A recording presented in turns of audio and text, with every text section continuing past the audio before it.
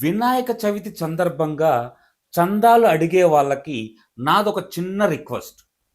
ఏంటి అంటే, మీ దగ్గరలో ఉన్న కిరాణా షాప్, బట్టల shop, mechanic shop, electrician, plumber వంటి షాపులు, బార్బర్ షాపులు ఇలాంటి వాటికెళ్ళి చందాలు అడగకండి.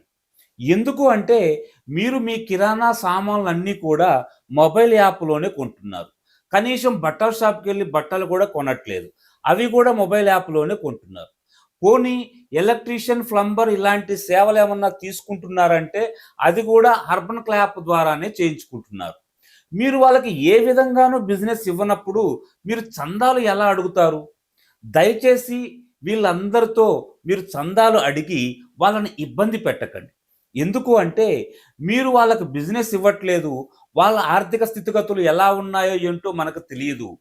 వాళ్ళు వాళ్ళకై వాళ్ళుగా ఇస్తే తీసుకోండి తప్ప, మీరు వెళ్లి వాళ్ళని చందాలడిగి ఇబ్బంది పెట్టకండి. ధనుస్సు విరవమన్నారు కాబట్టి సరిపోయింది కానీ, సాఫ్ట్‌వేర్ జాబ్ కావాలి, ₹1,00,00,000 ప్యాకేజ్ కావాలి, గచ్చిబౌలిలో ఇండిపెండెంట్ హౌస్ కావాలి, ఫ్యామిలీ సెపరేట్‌గా అయ్యుండాలి అని గనక కండిషన్స్ పెట్టుంటే, ఆ దేవుడు కూడా సింగిల్‌గా ఉండేవాడేమో. ఆడపిల్ల తల్లిదండ్రులకు నేను చెప్పేదొకటే. ధనం ఉంటేనే మీ అమ్మాయి సుఖంగా ఉంటుంది, క్షేమంగా ఉంటుంది అనుకోవటం అది అపోహ మాత్రమే. మీ అమ్మాయిని మంచిగా చూసుకునేవాడిని చూసి పెళ్లి చేయండి కానీ, ఈ కండిషన్స్ అన్నీ పెట్టకండి. ప్లీజ్. కుర్రోళ్ళని వినాయకుడిని పెట్టనివ్వండి. ఎందుకు అంటే, సందాలు అడగటానికి వెళ్ళడం వల్ల వాళ్ళలో కమ్యూనికేషన్ స్కిల్ పెరుగుతుంది. అదే విధంగా వచ్చిన డబ్బుని ఏ విధంగా సరిపడే విధంగా ఖర్చు పెట్టాలో తెలుసుకోవడం వల్ల మనీ మేనేజ్మెంట్ తెలుస్తుంది. అలాగే కరెంటు, డీజేల గురించి బేసిక్ ఇన్ఫర్మేషన్ వాళ్ళు తెలుసుకుంటారు. షెడ్ వేయడం వల్ల ఇంజినీరింగ్ స్కిల్స్ నేర్చుకుంటారు. ఇలా 9 రోజులు అందరూ ఒకే చోట గడపటం వల్ల వాళ్ళ ఫ్రెండ్స్ ఎలాంటి వాళ్ళో తెలుసుకుంటారు. ఈ 9 రోజులు పూజా విధానంలో పాల్గొనడం వల్ల మన సంస్కృతి సాంప్రదాయాలేంటి, పూజకున్న ప్రాధాన్యత ఏంటి, భగవంతుడి మీద శ్రద్ధ ఇవన్నీ కూడా వాళ్ళకి తెలుసుకుంటారు, వాళ్ళకి కలుగుతుంది. అదే విధంగా ఈ పూజా విధానం తెలుసుకోవడం వల్ల భవిష్యత్తులో వాడికి దేవుని మీద నమ్మకము, ఏదైనా తప్పు చెయ్యాలి అంటే వాళ్ళు జంకుతారు. ఎందుకు అంటే భక్తి వల్ల. అందుకే మీ కాలనీలో ఉన్న కుర్రోళ్ళ చేత వినాయకుడిని పెట్టనివ్వండి. వాళ్ళని ఎంకరేజ్ చేయండి. మావా జీవిత సత్యం చెబుతా విను. మగాడు ఎంత అరిచి నిజం చెప్పినా ఈడు ఫుల్లుగా తాగి వాగుతున్నాడు అంటారు. అదే ఆడది గనక చెయ్యాల్సిన పనులన్నీ చేసి కంట ఒక 2 చుక్కల కన్నీరు కార్చి చెప్పిందో సమాజం మొత్తం తను చెప్పిందే నిజం అనుకుంటారు. ఇదే మామ ఈ రోజుల్లో సమాజంకున్న పరిస్థితి. అందుకే చాలా జాగ్రత్తగా ఉండు. ఎదవేషాలేసావో నిన్నింకా ఎదవని చేసేస్తారు. పరువు తీసిన వారు తమ తప్పు తెలుసుకొని పలకరిస్తున్నారు అని ఓ పొంగిపోకు. ఎందుకు అంటే వాళ్ళకి ఇంకేం అవసరం వచ్చి పడిందో అని ఆలోచించు. అంతేగాని పలకరిస్తున్నారు కదా అని చెప్పేసి పొంగిపోయి నీకున్నదంతా ఇచ్చేయకు. మళ్ళీ నీ పరువు తీయటానికి వాళ్ళకి కొత్తేం కాదు. ఆల్రెడీ అలవాటైన పనే కదా!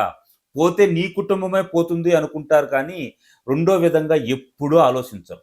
ఒకసారి వాళ్ళు నీ పరువు తీశారు అంటే, వాళ్ళని దూరంగానే పెట్టు. ఈరోజు ఏదో తీయంగా మాట్లాడుతున్నారని, నిన్ను పొగుడుతున్నారని, వాళ్ళని దగ్గర చేర్చుకున్నావో, నువ్వు నీ కుటుంబం బజారున పడతారు. నీతులు నీడనివ్వకపోవచ్చు, కానీ నిజాయితీగా బ్రతికేలా చేస్తాయి. సామెతలు సంపదనివ్వలేకపోవచ్చు, కానీ నీలో కొత్త ఆలోచనల్ని జోడిస్తాయి. కొటేషన్లు కోరికలు తీర్చలేకపోవచ్చు, కానీ కొత్త అర్థాన్నిస్తాయి. మంచి మాటలు మరణాన్ని ఆపలేకపోవచ్చు, కానీ మనశ్శాంతిని కలుగజేస్తాయి. అలా మనశ్శాంతిని కలుగజేసే మంచి మాటలు ఎవరు చెప్పినా, ఎక్కడ చెప్పినా వినండి, వాటిని ఆచరించండి. దానివల్ల మీ జీవితం బాగుపడుతుంది, మీ కుటుంబం బాగుపడుతుంది, మీ కుటుంబ సభ్యులందరూ ఆనందంగా ఉండడానికి అవి చాలా ఉపయోగపడతాయి. ఉమ్మడి కుటుంబం పొందటం గొప్ప అంటారు కానీ, ఆ ఇంట్లో ఉండే కోడళ్ళని అడగండి, వాళ్ళు చెప్తారు. పొద్దున్నుంచి రాత్రి వరకు పని చేస్తూనే ఉండాలి. తల్లి కోసం బిడ్డ ఏడుస్తూ ఎదురు చూస్తూ ఉంటుంది. అయినా ఆ ఇంట్లో ఉన్న అందరి బాధ్యతలు, అవసరాలు, సౌకర్యాలు అన్నీ ఆ కోడలే చూడాలి. పొద్దున్నుంచి రాత్రి వరకు అందరి బాగోగులు పట్టించుకున్న కోడల్ని తిన్నావా అని కూడా అడిగేవాళ్ళు ఉండరు. ఇది అందరిళ్ళలో లేకపోయినా 100కి 90% ఇళ్లల్లో కోడళ్ళ పరిస్థితి ఇదే. వాళ్ళందరికీ నేను చేసే విన్నపం ఒక్కటే. దయచేసి ఆ పొద్దున్నుంచి రాత్రి వరకు చేసే ఆ కోడల బాగోగులు కూడా పట్టించుకోండి ప్లీజ్. నాకెప్పటినుంచో ఒక కోరిక. ఆ కోరిక ఏంటి అంటే ప్రతి పురుషుడు తన భార్యతో ప్రసవ గదిలో ఉండి తీరాలి. ఎందుకు అంటే ఆ సమయంలో ఆవిడ బాధాకరమైన కేకలు, ఆవిడ పడే నొప్పులు, ఈ బాధలన్నీ చూసి కూడా తను జీవితంలో ఎప్పుడైనా నువ్వు నా గురించి ఏం చేశావు అని పెళ్ళాన్ని అడగడేమో. అంతేకాకుండా తనకు పుట్టిన మగ సంతానానికి స్త్రీలను ఎలా గౌరవించాలో నేర్పిస్తాడేమో. ఇది నా కలే అయినా పాటిస్తే బాగుంటుంది. సమాజం కూడా బాగుపడుతుంది. ఏమంటారు ఫ్రెండ్స్? మీ అభిప్రాయాన్ని కామెంట్ల రూపంలో రాయండి. పుణ్యం చేసుకుంటే మంచి భర్త వస్తాడు అని చెప్పిన పెద్దలు ఏం చేసుకుంటే మనసు తెలుసుకొని అర్థం చేసుకునే భర్త వస్తాడో చెప్పి ఉంటే ఆడపిల్లల జీవితాలు ఎంతో బాగుండేవి కదా. కానీ ఈ రోజుల్లో ఆడపిల్ల మనసు తెలుసుకొని అర్థం చేసుకోకపోగా అపార్థం చేసుకొని ఎంతో బాధ పెడుతున్నారు, హింస పెడుతున్నారు, ఆడపిల్లల కన్నీటి పాలు చేస్తున్నారు. ఇది కరెక్ట్ కానే కాదు. దయచేసి ఇప్పటికైనా ఆడపిల్ల మనసును అర్థం చేసుకొని వాళ్ళని బాధ్యతగా ఫీల్ అవ్వండి. మొదట్లో మా కోడలు బాగుండేదండి, ఈ మధ్యే ఆరిపోయింది, ఏ మాట చెప్పినా వినట్లేదు, మళ్ళీ గొనుక్కుంటా ఉంటుంది అని అడిగే అత్తలందరికీ నేను చెప్పే సమాధానం ఒకటే. మొదట్లో మీరు మీ కోడలతో బాగుండేవాళ్ళు కాబట్టి మీ కోడలు మీకు మంచిగా ఉంది. ఇప్పుడేమో మీరు మీ కోడలు ఏ పని చేసినా వంకలు పెడుతున్నారు, ఏ విషయం చెప్పినా దాంట్లో పుల్లేస్తున్నారు. అందుకే మీ కోడలు ఇలా తయారయ్యింది. ఒక్క మాట చెప్పనా, మీరు ఇంత పెద్దవాళ్ళు, ఇంత అనుభవం ఉంది, ఇన్ని విషయాలు తెలుసు. పాపం తను చిన్నమ్మాయి, నిన్నగాక మొన్న పెళ్ళయి ఇక్కడ ఇంట్లో వచ్చింది, తనకేం తెలుస్తుంది? తను ఏదన్నా చిన్న చిన్న పొరపాట్లు చేస్తే మీరు సర్దుకొని పోవాలి కానీ దాంట్లో మళ్ళీ మీరు ఆజ్యం పోసి ఇలా చేయటం ఎంతవరకు కరెక్టు చెప్పండి. భార్య కష్టాన్ని గుర్తించకుండా నువ్వేం చేశావులే అని కించపరుస్తూ, తను ఏ పని చేసినా తన కష్టాన్ని గుర్తించకుండా ఈ పనే ఉంది, 10 రూపాయలు పడేస్తే పని మనిషి వచ్చి చేసిపోద్ది అనే మగాళ్ళు ఉన్నంతకాలం ఆడవాళ్ళకి దుఃఖం తప్పకుండా ఉంటుంది. మగాళ్ళు ఆ మైండ్ సెట్ మారేలా మీరే ప్రయత్నం చేయాలి. ఆయన తిడుతున్నారు కదా అని పడి, ఆయన కొడుతున్నారు కదా అని కొట్టించుకొని ఇలా బాధపడుతూ ఉంటే మీ వారు ఎప్పటికీ బాగుపడ్డు. అతన్ని మార్చేలా మీరు ప్రవర్తించండి, మార్చడానికి ప్రయత్నం చేయండి. అప్పుడే మీ జీవితంలో సుఖం, ఆనందం రావడానికి ఆస్కారం ఉంటుంది. ఏమంటారు? మన పని మనం చేసుకుంటున్నా మనల్ని బాధ పెట్టేవాళ్ళు, విమర్శించేవాళ్ళు చాలామందే ఉంటారు. మనం వాళ్ళ విమర్శల్ని అస్సలు పట్టించుకోవాల్సిన అవసరం లేదు. వాళ్ళ దగ్గర మీరు మౌనంగానే ఉండండి. మౌనమే మీ విజయానికి కారణమవుతుంది. ఒక్క మాట చెప్పనా, స్టేడియంలో గోల చేసేవాళ్ళు, అల్లరి చేసేవాళ్ళు ప్రేక్షకులే, ఆటగాళ్ళు చేయరు. ఆటగాళ్ళు విజయం మీదే దృష్టి పెడతారు. మీరు కూడా అంతే. వాళ్ళ విమర్శలను పట్టించుకోకుండా మీ పని మీరు చేసుకుంటూ వెళ్ళండి. ఎప్పుడోకప్పుడు విజయం మిమ్మల్ని వరిస్తుంది. కోడలి తల్లిదండ్రులను చులకనగా చూసే అత్తలందరూ తెలుసుకోవాల్సింది ఏంటి అంటే, తను కన్న కొడుకుని కోడలకు అమ్మిందే తప్ప కోడల్ని కొని తెచ్చుకోలేదు. ఈ ఒక్కటి గుర్తుపెట్టుకోండి. ఎందుకు అంటే తల్లిదండ్రులు కోడల్ని చూడటానికి వస్తున్నారు, అల్లుడు బాగోగులు తెలుసుకోవడానికి వస్తున్నారే తప్ప మీ దగ్గర ఏదో ఆతిథ్యం స్వీకరించి మిమ్మల్ని ఏదో మీ దగ్గర సేవలు చేసుకోవాలని రావడం లేదు. అది ఒక్కటి గుర్తుపెట్టుకుంటే మీకు మంచిది, వాళ్ళకి మంచిది. ఒకరి కళ్ళ నుంచి కన్నీరు వస్తున్నప్పుడు మరొకరి కళ్ళల్లో తడి అయ్యి ఆ కన్నీరు తొడవాలి అని ఆరాట పడే బంధం ఉంది అంటే అది అత్యున్నతమైన బంధం. అలాంటి బంధం ఈ ప్రపంచంలో చాలా అరుదుగా ఉంటాయి. మీ జీవితంలో కూడా అలాంటి బంధాలు, బంధుత్వాలు ఉంటే అస్సలు వదులుకోకండి. ఎందుకంటే వాళ్ళే మీ జీవితంలో ఆత్మీయులు. అలా నిస్వార్థంగా మీ క్షేమం గురించి, ఆనందం గురించి, సంతోషం గురించి ఆలోచించే వాళ్ళు చాలా తక్కువ మంది ఉంటారు. అలాంటి వాళ్ళని ఎప్పుడూ వదులుకోకండి. అవసరమైతే వాళ్ళ దగ్గర 2 మెట్లు దిగున్నా తప్పులేదు. నిన్నే టార్గెట్ చేసి విమర్శిస్తున్నారా? నవ్వుతూ వదిలి. వాళ్ళకి నీ పక్కన కూర్చునే అర్హత కూడా లేదు. నిన్ను దాటి వెళ్ళే సత్తా కూడా లేదు. వాళ్ళు నిన్ను చూసి ఏడవలేక నీ మీద విమర్శలు చేస్తున్నారు. వాటిని అక్కడే వదిలేసి వాళ్ళని పట్టించుకోవాల్సిన అవసరమే లేదు. నీ పని నువ్వు చేసుకుంటూ వెళ్ళు.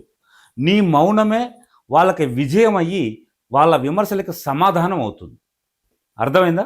ఈదటం వస్తే తీరం చేరుస్తుంది నీరు. ఈత రాకపోతే ప్రాణం తీస్తుంది నీరు. ఇక్కడ నీరు మంచిదనో చెడ్డదనో కాదు.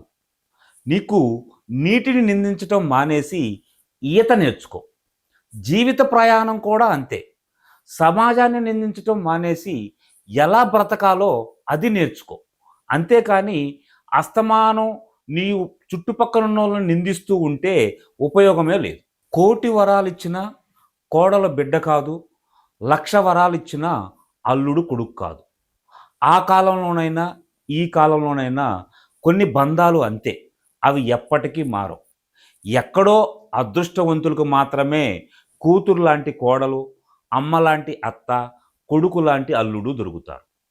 అవి దొరకాలి అంటే అదృష్టం ఉండాలి, తలరాత ఉండాలి. అంతేకాని మనం ఏదో ప్రయత్నం చేస్తే వచ్చేవి కావు అనేది నా అభిప్రాయం. మీ అభిప్రాయం ఏంటో కామెంట్లో రాయండి చూద్దాం. కొడితే చస్తది అని తెలిసి కూడా దోమ కొట్టడానికి వస్తుంది. మరి కష్టపడితే జీవితంలో పైకొస్తాము అని తెలిసి కూడా చాలామంది పని చేయకుండా సోమరిపోతుల్లానే ఉంటున్నారు. అలా ఉండడమే కాకుండా ఇంట్లో ఉన్న పెళ్ళాం పిల్లల్ని బాధ పెడుతూ, హింస పెడుతూ, కుటుంబ గౌరవాన్ని బజారును పడేస్తూ ఉన్నారు. అంత చిన్న దోమకున్న ధైర్యం కూడా వీళ్ళు చేయలేకపోతున్నారు అంటే ఏం చేయాలి? మీరేమనుకుంటున్నారో మీ అభిప్రాయాన్ని కూడా కామెంట్లో రాయండి. కాకి ఎవ్వరి డబ్బులు దొంగిలించదు, కానీ అందరూ దాన్ని అసహించుకుంటారు. కోకిల ఎవ్వరికి డబ్బులు పంచదు, కానీ అందరూ దాన్ని ఇష్టపడతారు. ఇక్కడ తేడాల్లా ఒకటే, నోటి మాట. నోటి మాట వల్లే అందరూ ఇష్టపడతారు. మన నోటి మాట మృదువుగా ఉంటే అందరూ మంచి అంటారు. నీ నోటి నుంచి వచ్చే మాటలు చెడుగా ఉంటే అందరూ అసహించుకుంటారు. చివరికి నువ్వే ఒంటరి అవుతావు. ఇన్ని తెలిసి కూడా నీ నోటి మాటలతో నేను వేరే వాళ్ళని బాధ పెడతాను, వాళ్ళని హింసిస్తాను అంటే అది నీ కర్మ. పచ్చనోటి ముందు ఆవిరైపోతున్న బంధాలు, ధనం ముందు గుడ్డిదవుతున్న గుణం, ఆస్తుల ముందు ఆవిరైపోతున్న ఆప్యాయతలు, ఇవే నేటి తరం మన ప్రవర్తన అయితే రేపటి తరం మన పిల్లల అస్త్రాలు కూడా ఇవే. ఈరోజు మీరు బంధాలకి, బంధుత్వాలకి, ఆప్యాయతలకి విలువ ఇవ్వకపోతే రేపు మీ పిల్లలకు కూడా అవి అలవాటు అవ్వవు. అప్పుడు వాళ్ళు ఏం చేస్తారు?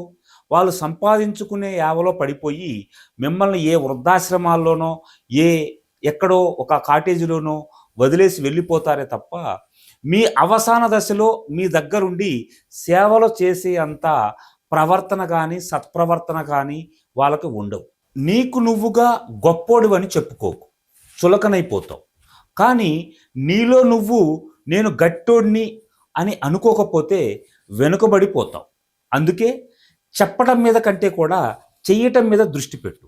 అప్పుడే ఏదో ఒక పని అవుతుంది. అప్పుడు నీ పక్కోడే నిన్ను ప్రపంచానికి పరిచయం చేస్తాడు, వీడు గట్టోడ్రా అని.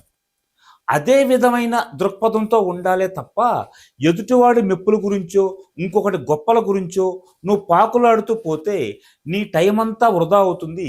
చివరికి నువ్వు ఓ చేతగాని వాడిలా మిగిలిపోతావు. అది నీకు అవసరం అంటావా? మన స్వభావాన్ని బట్టే మన అభిరుచులు ఉంటాయి. కోకిల మామిడి పండు ఇష్టపడితే కాకి వేప పండుని ఇష్టపడుతుంది. అలాగే పచ్చకామెరలోడికి లోకమంతా పచ్చగానే కనపడుతుంది. దాంట్లో పెద్ద అతిశయోక్తి అంటూ ఏమీ లేదు. మన స్వభావం కనుక కరెక్ట్గా ఉంటే లోకమంతా మనకి కరెక్ట్గానే ఉన్నట్టు కనిపిస్తూ ఉంటుంది. మనం ఆలోచించే తీరు ఎప్పుడు కూడా మంచిగానే ఆలోచించాలి. మనకి ఏదో ఒకరోజు ఎక్కడో ఒక చోట చెడు జరిగింది అని చెప్పి అందరినీ అన్ని విషయాల్ని చెడు దారిలోనే చూస్తూ ఉండకూడదు. అలా చూడడం వల్ల నీకు మనశ్శాంతి కరువు అవుతుంది, ఎవరిని నమ్మాలో ఎవరిని నమ్మకూడదో కూడా కన్ఫ్యూజన్లో ఉండిపోతాం. కన్ఫ్యూజన్లో ఉండి జీవించటం చాలా కష్టం. గుర్తుపెట్టుకో. తీపిని మాత్రమే కోరుకునే నాలుక ఇతరులను ఉద్దేశించి ఎన్నో మాటలు అంటుంది, వాళ్ళ మనసుల్ని గాయపరుస్తుంది. మరి తను తీసుకోవడానికి మాత్రం తీపి కావాలి, వేరే వాళ్ళని అనడం మాత్రం ఏమీ ఆలోచించకుండా నానా మాటలని వాళ్ళ మనసును గాయపెట్టడం ఎంతవరకు కరెక్టు? ఇది ప్రతి ఒక్కరూ ఆలోచించాల్సిన విషయం. మీరు ఏ విధంగా అయితే మిమ్మల్ని మిగతా వాళ్ళందరూ గౌరవించాలి అనుకుంటారో, మీరు కూడా మీ ఎదుటి వాళ్ళని అదే విధంగా గౌరవించాలి. అంతేకాని వాళ్ళని అవమానించుకుంటూ పోతే చివరికి మీరే ఒంటరిగా మిగిలిపోతారు. ఇది ఒక్కటి గుర్తుపెట్టుకోండి. భార్య ఆనందం గురించి బయట కష్టపడే భర్త, భర్తకు తెలియకుండా ప్రియుణ్ణి సుఖపెట్టే భార్య. కలికాలంలో ఇలాంటి ప్రతివ్రతలు చాలామందే ఉన్నారు. వాళ్ళందరికీ నేను చెప్పేది ఒకటే ఒక మాట. దయచేసి ఇప్పటికైనా మీ గురించి, మీ కుటుంబం గురించి, మీ భర్త మోసే బాధ్యతలని, బరువుని దృష్టిలో పెట్టుకోండి. దయచేసి ఇకనైనా అలాంటి పనులు మానుకోండి. మీ భర్త పడే కష్టాన్ని గౌరవించి ఆయనకి ఇప్పటి నుంచైనా సుఖాన్నివ్వండి, ఆయన్ని ప్రేమించండి. అంతేకాని ఏవేవో సాకులు చెప్పి నాతో టైం కేటాయించట్లేదు, నాతో సరిగ్గా గడపట్లేదు, నాకు సుఖాన్ని ఇవ్వట్లేదు అని ఏవేవో అపోహలు, కారణాలు చెప్పి దయచేసి నీ కుటుంబాన్ని నువ్వే బజారున పడేసుకోక.